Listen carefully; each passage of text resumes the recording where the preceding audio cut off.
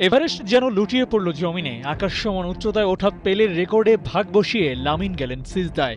যেন এমন একটা স্বপ্নের শুরুই চেয়েছিলেন। সেই সাথে লিওর কীর্তিটাও পেছনে ফেলেছেন 18 বছর 343 দিনে বিশ্বকাপে প্রথম গোল করে, যেখানে লিওনেল মেসির লেগেছিল 18 বছর 357 দিন। প্রতিপক্ষ সৌদি আরব মাঠে নামার আগে স্পষ্ট করেই বলেছিলেন লামিন, মানুষ আমার সামর্থ্য জাজ করে, আমি নাকি এতটুকুই পারি, আমি যে কে কি পারি তা দেখাবই।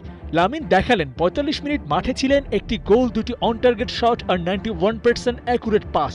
সবই করলেন ওই এক ইনজুরি কনসার্নকে সাথে নিয়ে। প্রতিপক্ষকে নাস্তানাবুদ করে দিয়ে নিজের নামের প্রতি সুবিচারটাই করলেন লামিনে ইয়ামাল। স্পেনের থেকে নামে ভারে যোজন যোজন পিছিয়ে সৌদি আরব। বিগ ম্যাচে এই ফারাকটাই হয়ে ওঠে বড় চিন্তার কারণ। ভয় যেটা ছিল হলো সেটাই।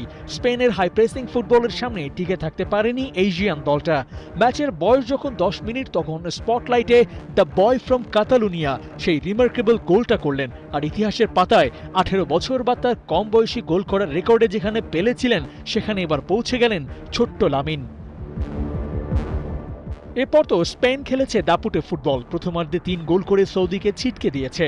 বিরতি থেকে যখন আবার ফিরল, তখন আবার ওন গোলের ফাঁদে আটকা পড়ল সৌদি আরব। শেষ মুহূর্তের সেই অফসাইড ইনসিডেন্টটা না হলে গোল 5টাই হতো। বিশ্বকাপে স্পেন তো 5টা-6টা গোল কবে থেকেই করে আসছে। সৌদি কোচ গর্বে অহংকারে ঠিক যেন টইটুম্বুর। ম্যাচের আগে কোনোভাবেই স্পেনকে সম্মান জানাতে চাননি। আর্জেন্টিনার ম্যাচটা মনে করে দিয়েছিলেন ছোটখাটো একটা হুঙ্কারও, কিন্তু ম্যাচ শেষে পরিসংখ্যান বলে স্পেনের ধারে কাছেও নেই ওরা। যেখানে স্পেন নিয়েছে 21 শট, সেখানে সৌদির মোটে 3টা।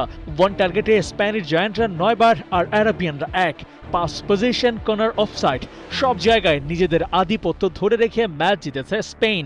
4-0 গোলের ওই জয়টা ওদেরকে এগিয়ে দিয়েছে রাউন্ড অফ 32 পার্টিতে। বিশ্বকাপে ওরা ফেভারিট, ওদেরকে সমীহ করতেই হবে। পারফরম্যান্স, স্ট্যাট সেটাই তো বলে।